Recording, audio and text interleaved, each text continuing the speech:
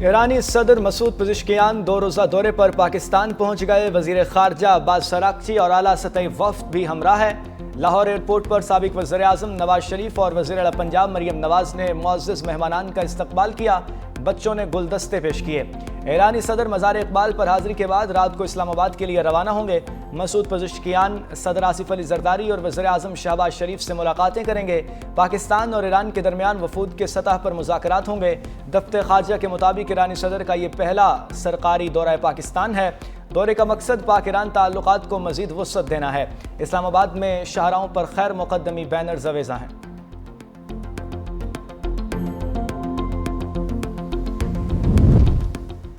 دورہ پاکستان کا مقصد تجارتی اقتصادی تعلقات کو فروغ دینا ہے۔ پاکستان کے ذریعے چین کے سلک روڈ منصوبے کا حصہ بنیں گے۔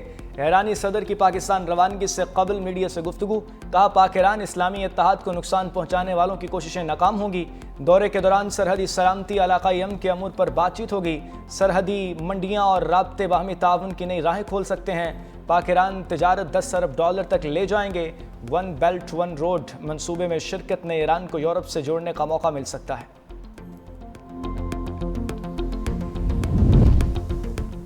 پاک فوج میں جدید ترین جنگی ہیلی کاپٹر کی شمولیت۔ فیلڈ مارشل کا آپریشنل تیاریوں پر اظہار اطمینان۔ قومی خود مختاری کے تحفظ کے عزم کا اعادہ۔ آرمی چیف کا ملتان گیریزن کا دورہ۔ کور ہیڈ کوارٹرز میں آپریشنل تیاریوں اور تربیتی سرگرمیوں پر بریفنگ دی گئی۔ جنرل عاصم منیر کی اکیڈمیاں اور سول سوسائٹی سے ملاقات۔ قومی اتحاد اور سول ملٹری ہم آہنگی کی اہمیت پر زور دیتے ہوئے کہا پاک فوج بدلتے ہوئے جنگی ماحول میں فیصلہ کن برتری برقرار رکھے گی۔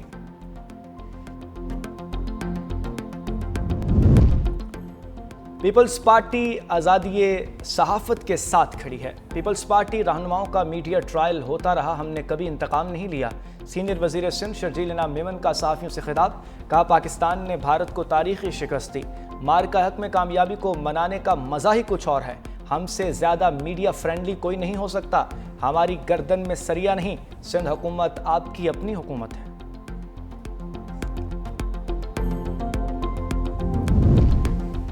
چین کے J-20 اسٹیلتھ طیارے نے امریکہ، جاپان اور یورپی ممالک کے ریڈار سسٹمز کو مات دے دی۔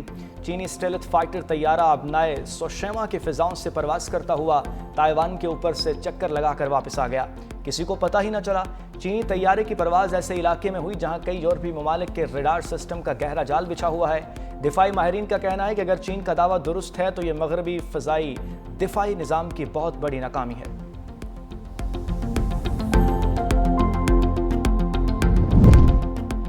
اسلام آباد ایکسپریس کے حادثے کو بعد قالہ شاہ کاکو میں ریلوے ٹریک بحال کر دیا گیا۔ فٹنس رپورٹ جاری، جعفر ایکسپریس کامیابی کے ساتھ ٹریک سے گزر گئی۔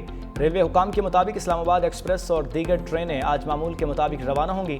حادثے کی تحقیقات کے لیے federal government inspector of railways کی سربراہی انکوائری کمیٹی تشکیل۔ وزیر ریلوے حنیف عباسی کہتے ہیں کہ ذمہ داروں کو سیدھا جیل بھیجیں گے۔ ابتدائی رپورٹ کے مطابق حادثہ پٹری ٹوٹنے پر پیش آیا۔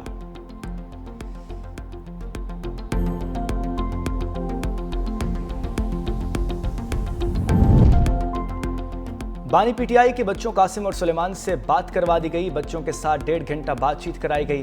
بانی پی ٹی آئی نے بچوں کے ساتھ رابطے کی تصدیق کر دی۔ کہا میرے بچے مجھ سے ملنے پاکستان آئیں گے لیکن سیاست یا کسی احتجاجی تحریک کا حصہ نہیں بنیں گے۔ بانی پی ٹی آئی نے کہا اب میرے اخبارات بھی بحال کر دیے گئے ہیں۔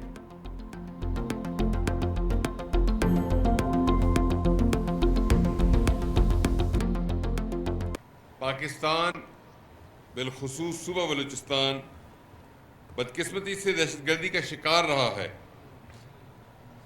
اس ضمن میں قانون نافذ کرنے والے اداروں بالخصوص ATF بلوچستان نے اندرونی اور بیرونی خطرات، سازشوں اور دہشت گردی کے خاتمے کا تہیہ کیا ہوا ہے۔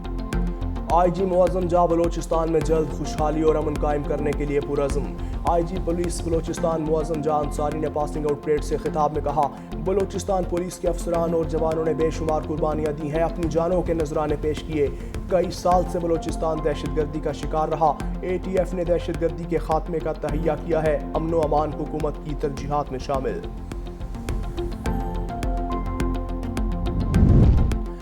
پاکستان میں مقیم افغان شہریوں کی وطن واپسی کا دوسرا مرحلہ، خیبر پختونخوا میں مقیم POR کارڈ ہولڈرز کو واپس جانے کی ہدایت جاری۔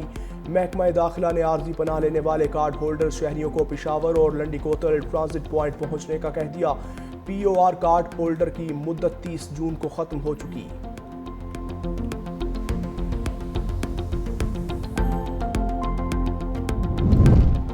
کراچی کے علاقے دو دریا کے قریب سمندر سے اورنگزیب کی لاش بھی نکال لی گئی۔ 2 بچوں کی لاشیں گزشتہ روز ہی نکال لی گئی تھیں۔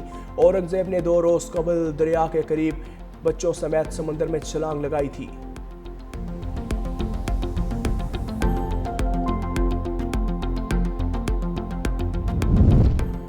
5 اگست کے احتجاج کے لیے چیئرمین PTI بیرسٹر گوہر کی جماعت اسلامی کے نائب امیر لیاقت بلوچ سے ملاقات۔ اسلام آباد میں ہونے والی ملاقات میں لیاقت بلوچ نے کہا 5 اگست کو یوم حقوق کشمیر و فلسطین پر احتجاج ہوگا، ہمیں سیاسی بحرانوں کا سیاسی حل تلاش کرنا ہوگا۔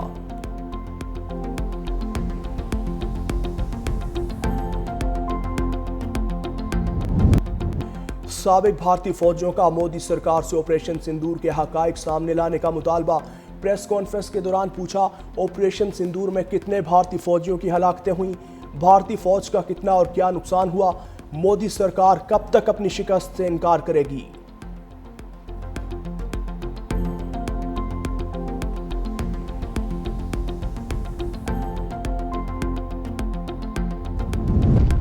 امریکی ریاست مونٹانا میں سابق امریکی فوج کی بار میں فائرنگ، 4 افراد ہلاک۔ ابتدائی تحقیقات کے مطابق مائیکل پال براؤن نامی حملہ آور فائرنگ کے بعد فرار ہو گیا۔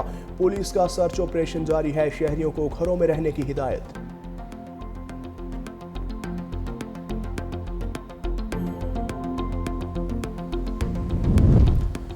خون سے لکھی جا رہی غزہ کی تاریخ کا ایک اور سیاہ دن۔ امداد کے انتظار میں کھڑے نہتے شہریوں پر اسرائیلی فوج کی اندھا دھند فائرنگ، مزید 107 فلسطینیوں کو شہید کر دیا، درجنوں زخمی ہوئے۔ غذائی قلت سے مزید 2 بچوں سمیت 3 افراد جاں بحق۔ فلسطینی میڈیا کے مطابق اسرائیلی فوج نے امدادی کیمپس اور رہائشی مکانات کو بھی بربریت کا نشانہ بنایا۔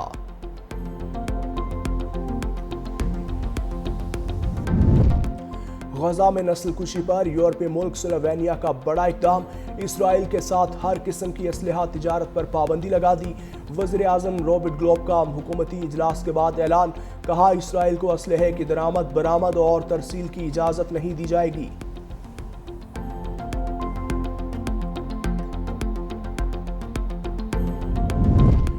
ترک دفاعی کمپنی راکٹسان نے جدید روبو ڈاگ متعارف کروا دیا۔ میزائلوں سے لیس روبوٹ نہ صرف ریموٹ کنٹرول کے ذریعے کنٹرول کیا جائے گا بلکہ خود کار طور پر بھی کام کرے گا۔ روبو ڈاگ کو خاص طور پر مشکل اور ناہموار علاقوں میں مؤثر انداز میں کام کرنے کے لیے تیار کیا۔ 4 میزائلوں سے لیس روبو ڈاگ جاسوسی اور حملے دونوں قسم کے مشنز کے لیے موزوں ہے۔ اور یوم آزادی کی مناسبت سے ISPR کا نیا نغمہ جاری، دل سے پاکستان کے عنوان سے نیا نغمہ مارکہ حق میں عظیم فتح کی یادگار کے طور پر پیش کیا۔ ملی نغمے میں وطن کے جانثار شہداء کو خراج عقیدت پیش کرتے ہوئے مسلح افواج کے کردار کو خراج تحسین بھی پیش کیا گیا۔